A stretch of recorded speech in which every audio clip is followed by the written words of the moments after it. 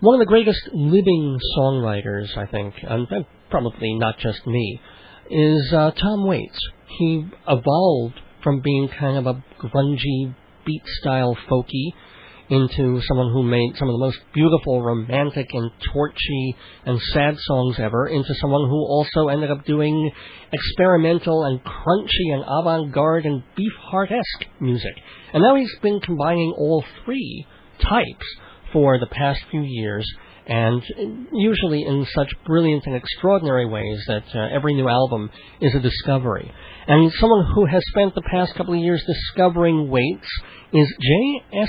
Jacobs, who's written a biography of Mr. Waits, The Wild Years, the music and myth of Tom Waits. It's published by ECW Books, and I've been reading it and having a good time reading it and going over the life and times and music of this great performer. So I wanted to just get into it with Mr. Jacobs, who's on the phone with us in the neighborhood. How you doing, Jay? Great. Thanks for having me on. You're very, very welcome. So, you did a book about Chucky Weiss, I think. I didn't do a book about him. I did an interview with him a while back for an article, but I've never done a book on. Oh, okay. Because I noticed in the book that you had talked to him. Yes. Yeah. Actually, I talked to him back in 1999 when I was first getting involved with writing the Waits book, and I also, that was about the time that Chuck's first real album came out. He had released one thing back in the 80s, which was not, it was sort of put out against his will. It was a bunch of demos, but while he's sort of been a legendary live player for many years, he'd never really recorded before that. So he finally put something out in '99, which Waits actually sang on and produced a couple of the tracks. So that was when I interviewed him. Why did you want to do a book about Waits as opposed to just enjoying his music or writing an article or two? Well, actually, I am a very big fan of his and have been for many years, but the publishers actually came to me. At the time, I was writing a bunch of different liner notes for Rhino Records, which is part of the Warner Brothers chain, and I was working on a 2-disc set for Waits that ended up never coming out. It was eventually sort of cut down into a single disc set and called Used Songs, but Waits decided he didn't want the 2-disc set out there. Okay. And somehow the publishers found out about me and contacted me and wanted to know if I'd be interested in doing a book. So I said, sure. Yeah, your previous music book was a biography of Tori Amos. That's actually a newer book than the Tom Waits book. That came out this summer. It's called Pretty Good Years.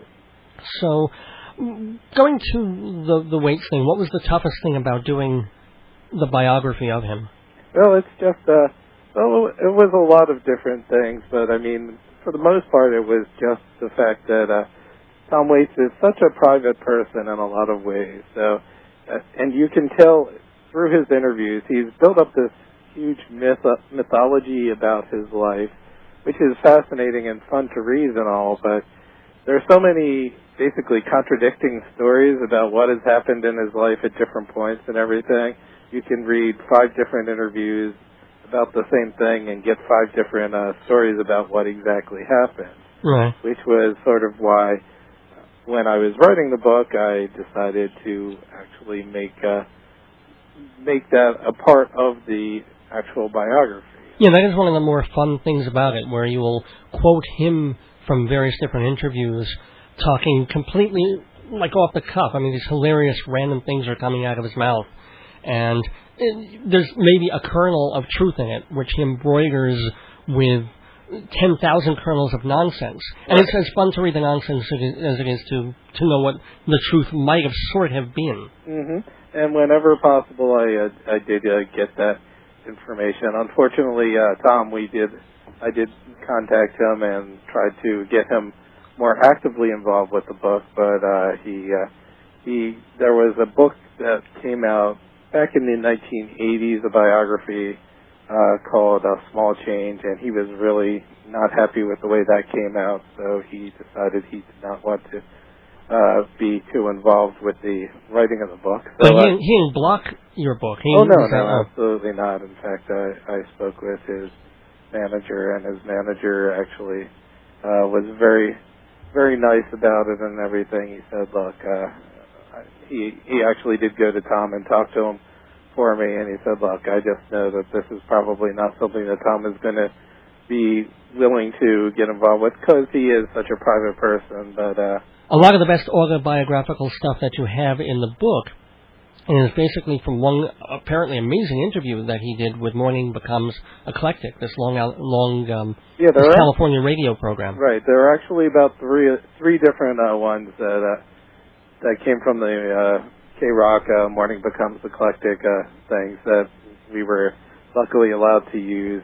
K-Rock was very nice to allow us to use those. Rolling Stone gave us access to some other things. A writer named Barney Hoskins, who's interviewed him quite a few times, was able to do that. And, of course, I was able to interview a lot of different people who have worked with Tom over the years, too.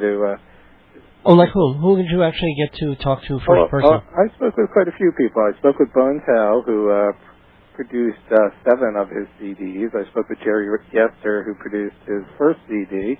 I spoke with David Geffen, who David the head of the record label that signed him, and I spoke briefly with Francis Ford Coppola, who's done movies with him, and Joe Mantegna, who was in a movie with him. So I was able to definitely talk with different people, and even I did talk with Chuck as well. Although because Chuck is a close friend, I agreed to keep most of his stuff out of there because he said, well, if Tom's not involved, I really probably shouldn't be either. Oh. So all the quotes that I really used of Chuck's were really about Chuck's music and Chuck's life more than Tom. What were some of the most surprising things that you learned about Tom Waits from doing the book? Well, there are a lot of things. I mean, I think probably the most surprising thing was talking with many of the people who worked with Tom in the early years when he was sort of fostering this feeling that he was hitting the bars and everything and just a nightlife type of person, was that he was never quite as into that as he led everyone to believe. He was never quite as bad a drinker as everyone believed or anything. He certainly would do that, but Jerry Yester, who produced his first album, Closing Time, said early on he tried doing it and he realized, it was taking a little too much hold, and he sort of snapped out of it. So he certainly was living the life, but he wasn't quite living the life as much as you would think. And then also the fact that when he totally got out of that lifestyle and got sane and sober and was married and having kids and everything, his music became even more eclectic than it was, which is usually the other way around. Usually when you're experimenting is when you do the more avant-garde type of stuff, and he sort of turned it the other way around. We're talking with J.S. Jacobs, author of Wild Years, The Music and Myth of Tom Waits, which is from ECW Press, and people can get this book basically everywhere. Yeah. Typical, Barnes & Noble as well as on the internet. Barnes & Noble, Borders, Amazon.com, pretty much everywhere carries it. What happened, and this is what I really kind of want to know. He had sort of a rough-hewn voice in the first 2 albums. Mm-hmm. He obviously wasn't crooning. He was no Perry Como. Right. And yet you could sort of mistake him for another John Prine type. Right. What happened between that and Small Change that took him from sounding like to... Well, I think that to a large extent it was just a stylistic choice. I think that he just really was fascinated by the old bluesmen and that type of sound, and just felt more lived into him and felt more like the types of songs that he was recording. gave him more the sense of the hard life live in and everything. And do you think he'd actually go back to the old voice at this point? If he had any desire to. I don't know if he could do it per se, but you'd be surprised in the later albums some of the different experiments he does with his voice. He'll sing falsetto and stuff like that. So he definitely does have a range of singing. I don't think that he'd ever go back to the original, just sort of the folky, like you said, sort of a folky thing, just because he doesn't really like looking back that much. And I think that probably around the 80s or so, he got kind of very bored with that type of music that he was doing and decided that he wanted to be more out there, not less out there. He's also very heavily involved with found sounds and awkward sounds and how they can be beautiful in music. And I love that story where years earlier he had been in a Mexican hotel room, yes, and was just making, I guess, some beat noise, banging on the thing, ba ba ba. And 5 years later, he's like, I can put that with the song "Big in Japan," right? And he did. He had the sound with him, and he just put it together, and it makes the song. Although you don't really mention how the Mexican hotel reacted to his trashing a piece of their furniture. Exactly. Well, I'm certain that they made him pay for it, because he apparently pretty much destroyed the piece of furniture. But I guess he figured in the long run it ended up working out well for him. And you hear some of these different things that other rock stars do in hotels, so maybe it's not too bad comparatively. We're talking with Jay Jacobs, author of The Wild Years, The Music and Myth of Tom Waits. And we're just talking about the behavior of rock stars and what they do and how they sell out, which Tom Waits obviously has tried vehemently not to do. And you seem to certainly agree with him in the pages of the book. You seem to agree very fully with Waits that that's just not the way to go. Yeah, that's definitely something that he has been very, very vehement about his entire career, and nowadays pretty much everyone else does it. There are very few people who refuse, like Waits, to get involved with it, but it's just something that he's always felt was just basically selling out his music and selling out his legacy. He's very, very involved in the purity of what he's doing. He doesn't want what he's doing to seem like it is something that is just a fluke or for no particular reason. So he really stays very involved with keeping that type of thing out of it. Now, occasionally, even his music has been used as recorded by other people, and even then, he will sue against that. One of his earlier songs, "Heart Attack in Vine," which is that's actually mid-time. That was already 1980. That came out. It's still owned. It's actually when I say earlier, I mean the Electro Asylum year stuff that are still owned by Herb Cohen, who is his former manager. He does not have control over them. Mm-hmm. But Levi's in Europe had released an ad with Screaming Jay Hawkins, who actually was a friend of Waits. I believe it. Had recorded it, and he just sued them and was. He didn't really get much money for it, but he got an apology and everything. And of course, the most famous thing was Frito-Lay when they were making a commercial about for a corn chip called Salsa Rio Doritos. They had tried to hire Waits, and Waits turned them down, like he turns down everyone.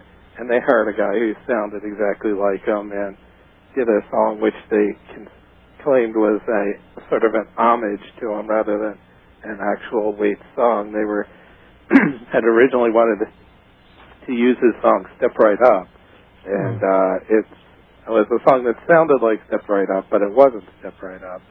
And and he ended up suing them and becoming very rich because of that, too. And it's funny that it wouldn't fall, I guess it doesn't fall into the realm of parody, in which case it would be allowed for comic or satirical purposes, but because it was used really for sales and to drive money, and for which Waits would not be a participant, then, the judge, I guess, was right. Right. Well, it was the beginning of what is called the Lanham Act. He and actually Bette Midler, about the same time, had the same thing, where it basically just said that you couldn't sort of hijack the personality of a performer.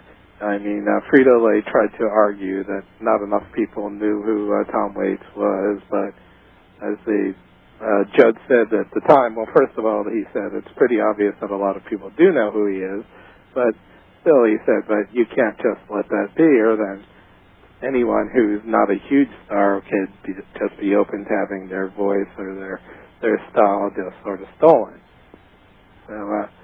So luckily he was able to get that done. But it still happens to this day. He just went through the exact same thing with Audi in Europe, and to this day you'll still hear things like that. And the funny thing is too, just in the past year or so, it came out that in the very early 80s, when Waits was leaving Warner Brothers and getting sort of a professional divorce from Herb Cohen, who was his original manager, and sort of, let's just say he didn't give Waits a very good business deal. He sort of got a lot of money off of Waits, and Waits didn't get much back for it. But he actually did record a commercial himself, although it was a voiceover. It wasn't a musical commercial, but he did a dog food commercial where he did the voices, and turned out it was a very famous commercial. It had been there for all those years, and he even sort of mentioned it off the cuff in one interview, but didn't really go into it, and no one really knew about it or remembered it for many years. And then last year, the guy who had written the commercial originally recorded it, put it on eBay, and tried to sell it, and they eventually, Waits apparently contacted him, and they worked something out where he just sent it to Waits and gave it to him. He said Waits and became a very rich man, probably. Yeah. I don't know if any money was involved with that. I'm sure that there was probably some, but it didn't sound like the guy was trying to hold up Waits. He just thought he had an interest in collectibles. Yeah. All right, this is Jay Jacobs. I'm the author of Wild Years, The Music and Myth of Tom Waits, and you're listening to Dave's Gone By on WGBB. Speaking of, your Tom Waits collection, do you have a favorite Waits album? I actually do, which is not one that most people would, but I guess because it's the first time that I discovered him, it just has always been a favorite of mine. It is the soundtrack to the movie One from the Heart, believe it or not. Oh. That was the first time that I was introduced to Waits' music. In 1982, when that was out, I was in New York with my father, and we decided to go see a movie, and we saw that. And that was the first time I'd really heard of Tom Waits. I mean, at that point, I was still pretty young, and was still more into stuff like Duran Duran and stuff like that. Yeah. So to this day, that still probably is my favorite overall album of his, although I love most of his albums, and I will listen to all of them from throughout the spectrum, but that one probably is the one that I like the most. I mean, I don't even have that one on CD at this point, but I do remember liking the song "Take Me Home." Yeah, Crystal Gale she sings it for right, exactly. Beautiful song. She sang a few songs and then did a few duets with her, and with him, and there are a couple of songs that they do together called "Breaking Up with You" and this one's "From the Heart," which are just really, really beautiful songs. What is your favorite Waits song? You know, I'm not sure that I could do that down to just one. I mean, my feelings about that change with great regularity. I mean, I love a lot of them. Things like "Jockey Full of Bourbon," till the money runs out. Hang on, St. Christopher, Time. There are just so many. I'm it's not interesting. Sure. You kind of go for some of the more raucous, kind of bluesy, rocky numbers, and I probably go for more of the ballads. As far as I love many favorites. of the ballads too. Believe me, those are just some that just came to the top of my head right off. No, that's totally cool. Have you heard the new trilogy? Yes, that came out? It's called Orphans. Was it Brawlers, Ballers, and Bastards? Mm-hmm. 3 CDs, one of which is, as I said, the rocky kind of growly songs. One of the Ballers would be mostly ballads, right. And the Bastards, I guess, are sort of orphan songs from different places. Right, exactly. They're his sort of more experimental type of thing. What do you think of the set as a whole? I think it's a terrific set. It's got a lot of good music. I knew most of the earlier songs. I think there are about 30 of the songs are new. The rest are older songs that had been on compilations or soundtrack albums or stuff. So I knew most of those, and it was good to have those all in one place, although I had many of them in different ways. And I probably would say of the new album, I like the Ballers the most, and then the Brawlers. The Bastards, I think probably would be my least favorite of the 3 discs, but that could change in a month. That's true. That's true. These things grow on you differently. I guess the other question is: Are you a Blood Money person or an Alice person? I actually prefer Alice. Me too. Oh yeah, totally. We're talking with Jay Jacobs, author of Wild Years: The Music and Myth of Tom Waits. Been really fun talking to you. I guess before I let you go, I should ask. You said your new book, the book that most recently came out, is a biography of Tori Amos? Yes, that's correct. Is that authorized? Did you talk to her? No, that is, again, unfortunately unauthorized. You got to pick more accessible people. Yeah. I did speak with her people, and I was contacted to do the book, and when I contacted her people, they were actually very nice about it, but she was already started on the book piece by piece at that point. But I have interviewed her several times in the past, and I was able to interview other people as well. Is that also ECW Press? No, that one's on Hal Leonard's book. The music publisher? Yes, absolutely. Cool. Now, what are you working on after that? Mostly I'm working as the editor and publisher of the PopEntertainment.com, which is a pop culture website, a magazine. We interview all sorts of different people, and I have been basically thinking of different ideas for books, but nothing has really grabbed me quite yet, so I figure, I'm not going to do something just to do it. I want it to be something that I'm passionate about. Well, I don't know if there's a good Captain Beefheart book yet, so while he's still alive, go to the desert, find him. That's right. Anyway, thank you very, very much, Jay Jacobs, for being with us in not the neighborhood, but the Daverhood, we call it here.